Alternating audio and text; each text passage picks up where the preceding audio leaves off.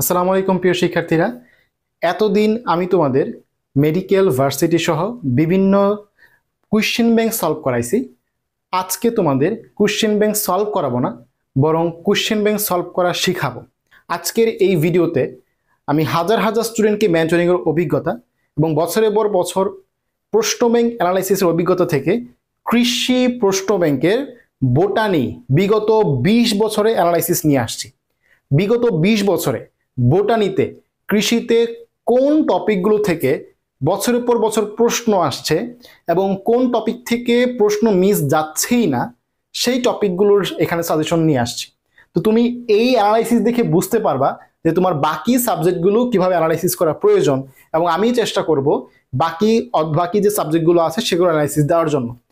তো আমরা বোটানিতে শর্ট সিলেবাসে মোট 7টা অধ্যায় নিয়ে আসছি এবং 7টা অধ্যায়ের টপিকগুলো তোমাদের দেখায় দেব যে এই টপিকগুলো থেকে আমাদের বিগত 20 বছরে কৃষিতে বেশিরভাগ প্রশ্ন আসছে। যে তোমাদের কি কাজ হবে, বাসায় এই টপিকগুলো পড়ে ফেলা এবং এই টপিকগুলোর উপর প্রশ্ন প্র্যাকটিস করা। যদি তুমি প্রশ্ন প্র্যাকটিসের জন্য রিসোর্স করতে চাও, একটু পর আমি তোমাকে দেখাবো বাংলাদেশের সবচেয়ে বড় রিসোর্স সাথে পরিচয় তোমায় করাই দেবো। তুমি প্রশ্নগুলো টপিকগুলো বই থেকে পড়ার পরে সেখান থেকে প্রশ্ন সলভ করতে পারবা। তো আমরা চলে যাচ্ছি সরাসরি অ্যানালাইসিসে। খেয়াল করো, প্রথমে হচ্ছে আমরা কোষের গঠনে 3 স্টার টপিক নিয়ে কথাবার্তা বলতেছি। এখান থেকে সবচেয়ে বেশি প্রশ্ন আসছে আমাদের হচ্ছে বিগত বছর কৃষি বিশ্ববিদ্যালয়গুলোতে কোষ প্রাচীর। প্রথম যে টপিক কোষ প্রাচীর, কি কি পড়বা আমরা সেটাও বলে দিচ্ছি। কোষ প্রাচীর থেকে ভৌত গঠন, রাসায়নিক গঠন, সূক্ষ্ম গঠন, পিট এবং প্লাজমোডেজমাটা, এই তথ্যগুলো শুধু পড়বা। প্লাস্টিক থেকে সবচেয়ে বেশি প্রশ্ন আসছে। প্লাস্টিক থেকে ক্লোরোপ্লাস্টের আকৃতি, ক্রোমোপ্লাস্ট, ফুলের রঙের ভিত্তিতে পিএইচ, লিকোপ্লাস্টের সঞ্চয় পদার্থগুলো অ্যামাইলোপ্লাস্ট, অ্যালোপ্লাস্ট এবং ইলেওপ্লাস্ট, এগুলো পড়তে হবে। এবং মাইটোকন্ড্রিয়া থেকে বিভিন্ন কোষের সংখ্যা, মাইটোকন্ড্রিয়ার গঠন ও কাজ থেকে সবচেয়ে বেশি প্রশ্ন আসছে। নিউক্লিয়াস থেকে নিউক্লিয়াসের গঠন, নিউক্লিয়াসবিহীন কোষ, একাধিক নিউক্লিয়াসযুক্ত কোষ, কোন কোষে কত পার্সেন্ট পরিমাণ থাকে এবং তার কাজ থেকে সবচেয়ে বেশি প্রশ্ন আসছে বিগত 20 বছরে। নিউক্লিক অ্যাসিড, ডিএনএ এবং আরএনএ এর দাগানো লাইনগুলো পড়ে ফেলতে হবে। এখান থেকে বিভিন্ন রকমের প্রশ্ন আসে। পিউরিন, পাইরিমিডিন, ডিএনএ এর গঠন, আরএনএ এর প্রকারভেদ, এখান থেকে কন্টেন্ট পড়ে ফেলবা। ক্রোমোজোম, বিভিন্ন উদ্ভিদ ও প্রাণীর ক্রোমোজোম সংখ্যা যে ছকটা আছে, গঠন এবং প্রকারভেদটা পড়ে ফেলতে হবে। জিন থেকে বিভিন্ন ধরনের যে জিন আছে, জিনের একক, কোড এবং কোডন থেকে কন্টেন্টটা পড়ে ফেলবা। এখান থেকেই বেশিরভাগ প্রশ্ন আসে। Transcription, translation, replication, reverse transcription, DNA এবং ডিএনএ মিসম্যাচ, এগুলো থেকে প্রথমত সংজ্ঞা থেকে যেমন প্রশ্ন আসে, ভিতরের থেকেও লাইন থেকে প্রশ্ন আসে, এনজাইমগুলো থেকে। তো তুমি এই প্রশ্নগুলো, এই টপিকগুলো বই থেকে পড়ে ফেলবা। বই থেকে পড়ার পর তুমি যদি প্র্যাকটিস করতে চাও, তাহলে আমাদের এক্সাম ব্যাচটা দেখতে পাচ্ছ, এক্সাম ব্যাচে টপিক ওয়াইজ প্রশ্ন দেওয়া থাকবে যদি এক্সাম ব্যাচে জয়েন থাকো। আর যদি এক্সাম ব্যাচে জয়েন না থাকো, যে তুমি ফ্রিতেও চাইলে সলভ করতে পারো। তুমি বায়োলজি বি বাই সাবাস লিখে সার্চ করবা টেলিগ্রামে, বায়োলজি বি বাই সাবাস লিখে সার্চ করবা টেলিগ্রামে। এই আমাদের বি চ্যানেলটাতে আসলে তুমি হচ্ছে পিন মেসেজ চেক করবা। পিন মেসেজ চেক করবা, এখানে তুমি যদি একটু উপরে স্ক্রল করো, পিন মেসেজ একটু উপরে স্ক্রল করে দেখবা অধ্যায় ভিত্তিক আমাদের হচ্ছে প্রশ্ন সলভ করানো আছে। কোষের গঠন, টপিক 1, আদি কোষ, প্রকৃত কোষ, মসৃণ, অমসৃণ, এন্ডোপ্লাজমিক রেটিকুলাম, সেন্ট্রোমিয়ার, সেন্ট্রোসোম, এরকম যতগুলো হচ্ছে আমাদের টপিক সম্ভব একটা অধ্যায়, 37টা টপিকে প্রশ্ন সলভ দেওয়া আছে। তুমি হচ্ছে কোষ বিভাজন টপিকে amitosis, mitosis, meiosis, interphase, prometaphase, metaphase, anaphase, যতগুলো টপিক সম্ভব এখানে প্র্যাকটিস করতে পারবা। তো প্রথমত তুমি আমাদের অ্যানালাইসিসটা ফলো করবা। অ্যানালাইসিসের টপিকগুলো বলা আছে, এগুলো এখান থেকে প্র্যাকটিস করে ফেলতে পারো। আর যদি ডেইলি রেগুলার এরকম সাজেশন গাইডলাইন থাকতে চাও, তাহলে তো আমাদের এক্সাম বেস তো আছেই। এই এক্সাম বেসে কৃষির সাথে রাবির যে বিজ্ঞান, রাবি গ, সেটাও কিন্তু কভার হবে এবং একই সাথে গুচ্ছও কিন্তু কভার হবে। ঠিক আছে, ওকে। এরপর 2 স্টার টপিক আনছি, যেখান থেকে প্রশ্ন তুলনামূলক কম আসছে, বাট প্রশ্ন আসছে। 3 স্টার থেকে বেশি আসছে, বাট 2 স্টার থেকে কম আসছে, তবে প্রশ্ন আসছে। যেমন কোষের প্রাথমিক কথা, যে কোন কোষ বড়, কোন কোষ ছোট, দীর্ঘতম কোষ, আবিষ্কারগুলো, কোষের আবিষ্কারকে, জীবিত কোষের আবিষ্কারককে, কোষ তত্ত্বের বিজ্ঞানীগুলোর নাম, এন্ডোসিম্বায়োসিস কোনগুলোতে, স্টেম সেল, এগুলো থেকে কিন্তু প্রশ্ন আসছে। কোষের প্রকারভেদ, আদি কোষ, প্রকৃত কোষ থেকে মাঝে মাঝে প্রশ্ন আসে। জনন কোষ, দেহকোষ থেকে কিন্তু প্রশ্ন আসে। কোষীয় অঙ্গাণুর আবিষ্কার, মানে অঙ্গাণুগুলোর আবিষ্কারকের যে নাম, লাইসোসোম আবিষ্কার করছে কে, প্লাস্টিক আবিষ্কার করছে কে, এগুলো কিন্তু আসে। এবং বিশেষ নামগুলো 5 স্টার, প্রোটিন ফ্যাক্টরি কোনটা, তারপর হচ্ছে কোষের ট্রাফিক পুলিশ কোনটা, এগুলো কিন্তু আসে। কোষ ঝিল্লি থেকে ঝিল্লিবদ্ধ এবং ঝিল্লিবিহীন অঙ্গাণু গঠন, কোষ ঝিল্লি গঠনের যে মতবাদ, আমাদের যেই মতবাদগুলো সেটা পড়ে ফেলতে হবে এবং গঠন থেকে পড়তে হবে। রাইবোজোমের গঠন আসে 70s 80s রাইবোজোম কোথায় থাকে এর এককগুলো পড়তে হবে এবং ইকোলয়ের কত ভাগ রাইবোজোম তোমরা জানো, ইকোলয়ের 22 ভাগ হচ্ছে রাইবোজোম এবং রাইবোজোমের কাছ থেকে আসে প্রোটিন তৈরি করা। গলগি বডির গঠন ও কাজটা পড়ে ফেলতে হবে। লাইসোজোমের গঠন এবং অলিওজোম জিনিসটা কি সংজ্ঞা থেকে প্রশ্ন আসে। তো এই হচ্ছে আমাদের কোষের গঠন থেকে সাজেশন, এগুলো ফলো করলে আশা করি সর্বোচ্চ কমন পেয়ে যাবে। এগুলো বিগত 20 বছরের কিন্তু অ্যানালাইসিস। কোষ বিভাজন থেকে তোমার দেখবা কোষ চক্র, ইন্টারফেস, বিপাকীয় নিউক্লিয়াস এবং সময়কাল, কোষ চক্রের সময়কাল গ্যাপ 1 এস দশায় কোনটা সময়কাল কত, কোন দশায় কি ঘটে এটা আসে। মাইটোসিসের যে বিভিন্ন ধাপগুলো আছে মেটাকাইনেসিস, মাইটোসিস ও মিওসিসের বিভিন্ন নাম এগুলো থেকে আসে। ক্যারিওগ্যামি কি, ক্যারিওকাইনেসিস কি, নিউক্লিয়াসের বিভাজনকে কি বলে, সাইটোপ্লাজম বিভাজনকে কি বলে, এগুলো কিন্তু আসে। প্লাজমোগ্যামি, বহু নিউক্লিয়াসযুক্ত কোষকে কি বলে, ইন্টারকাইনেসিস, এগুলো সংজ্ঞা জানতে হবে। প্রোফেজ একের যে বিভিন্ন ধাপগুলো আছে, প্রোফেজ একের ধাপগুলো যেগুলো এগুলো কিন্তু পড়ে ফেলতে হবে মিওসিসের ক্ষেত্রে। ল্যাক্টোটিন, জাইগোটিন, প্যাকাটিন, ডিপ্রোটিন, ক্রসিং ওভার ঘটে কোথায়, সিনেপসিস কোথায়, এগুলো কিন্তু পরীক্ষায় আসে। অনইন্টিউডোমাইটোসিস থেকে কোষের মৃত্যু, ন্যাক্রোসিস, অ্যাপোপ্টোসিস, p53 প্রোটিনের কাজ কি, সাইক্লিন ডিপেন্ডেন্ট কাইনেস এগুলো কি কাজ করে, ক্যান্সার ও টিউমার সৃষ্টির যেই শব্দগুলো এটা রিলেটেড সেগুলো পড়ে ফেলতে হবে। কোন ক্ষেত্রে মিওসিস কোথায় ঘটে এই জিনিসটা গুরুত্বপূর্ণ, মিওসিসগুলো আসলে কোথায় ঘটে, ঠিক আছে, জন্মমাতৃক কোষে নাকি কোথায় ঘটে এগুলো কিন্তু জানতে হবে। এরপর টুসটা কিছু টপিক আছে, মাইটোসিস ও মিওসিসের পার্থক্য যে ছক এবং গুরুত্ব, এখান থেকে প্রশ্ন আসে।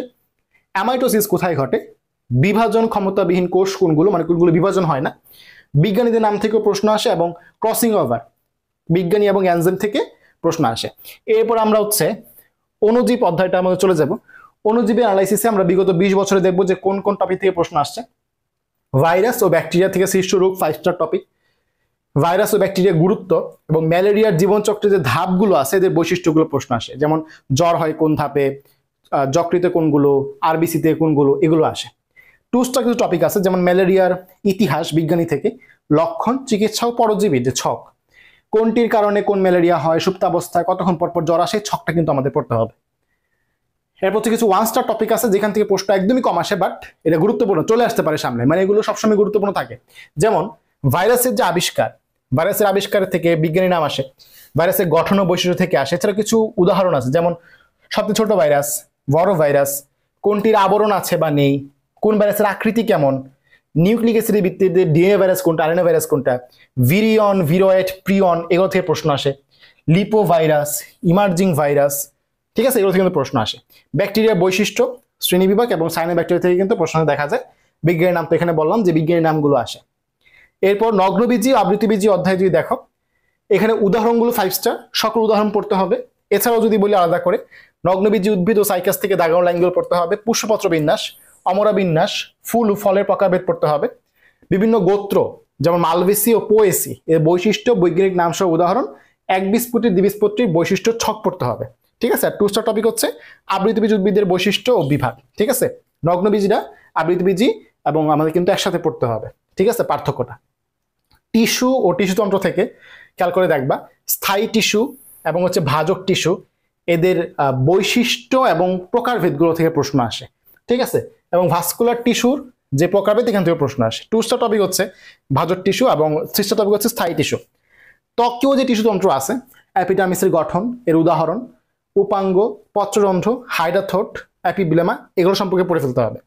গ্রাউন্ড টিস্যুতন্ত্র থেকে মূল ও কাণ্ডের অন্তর্গঠন, অন্তঃস্থলী, বহিঃস্থলী, এগুলো কিন্তু রিডিং দিয়ে ফেলবা।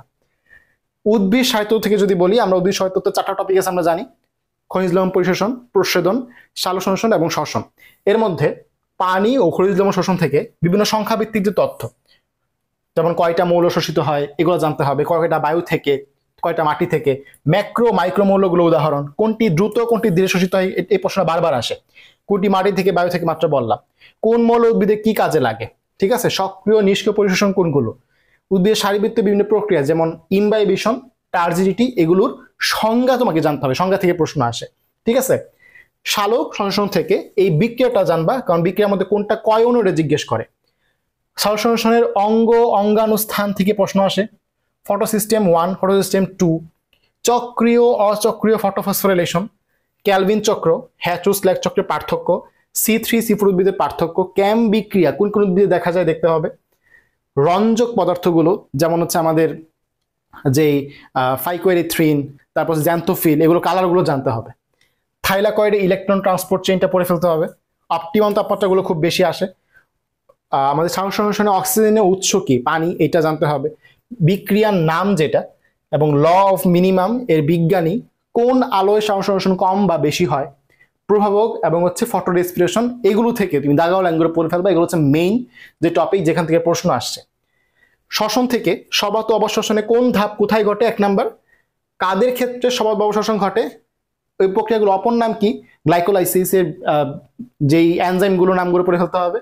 এবং অপটিমাম তাপমাত্রা, শ্বসনিক হার, এই টপিকগুলো থেকে ঘুরে ফিরে শ্বসন থেকে প্রশ্ন আসে। এরপর 2 স্টার টপিক হচ্ছে আমাদের প্রস্বেদন। প্রস্বেদনের বিজ্ঞানী নামটা জানতে হবে, বিভিন্ন প্রকার যে প্রস্বেদন এবং প্রস্বেদন কোন যন্ত্র দিয়ে মাপা হয় এটা জানতে হবে। এবং পত্ররন্ধ্র খোলা ও বন্ধ হওয়ার ক্ষেত্রে কি কারণ আছে? ব্লু লাইট, পটাশিয়াম আয়ন, এখান থেকে প্রশ্ন আসে। ঠিক আছে। জীব প্রযুক্তি থেকে তোমরা হচ্ছে জেনেটিক ইঞ্জিনিয়ারিং, কোন ধাপে কোন এনজাইম, রেজিস্ট্রেশন এনজাইম, প্লাজমিড, এই টপিকগুলো থেকে বেশি বেশি প্রশ্ন আসে। এছাড়াও টিস্যু কালচারের ধাপ, জীব প্রযুক্তির ধাপগুলো থেকে প্রশ্ন আসে, প্রকারভেদ থেকে প্রশ্ন আসে। যেমন হচ্ছে তোমার প্রশ্ন আসে যে আমাদের যেই রোগমুক্ত উদ্ভিদ কোন পদ্ধতি তৈরি করা হয়, হ্যাপ্লয়েড উদ্ভিদগুলা কোন পদ্ধতি তৈরি করা হয়, এগুলো কিন্তু বেশি বেশি আসে আমাদের টিস্যু কালচার থেকে। জীব প্রযুক্তির গুরুত্ব থেকে জিনের ব্যবহার, ইনসুলিন, ইন্টারফেরন, এগুলো 5 স্টার টপিক। এছাড়াও ইপিও, টিপিএ, এই যে দাগাও লাইনগুলো এগুলো থেকে পড়ে ফেলতে হবে। ঠিক আছে। এরিথ্রোপয়েটিন, টিস্যু প্লাজমিনোজেন অ্যাক্টিভেটর, এগুলো কিন্তু আমাদের লাগবে। ঠিক আছে। তো মোট কথা, আমি যেখানে যে সাজেশনগুলো দিছি তোমরা এটার পিডিএফটা হচ্ছে এই ভিডিও ডেসক্রিপশনে পেয়ে যাবা, ড্রাইভ লিঙ্কটা।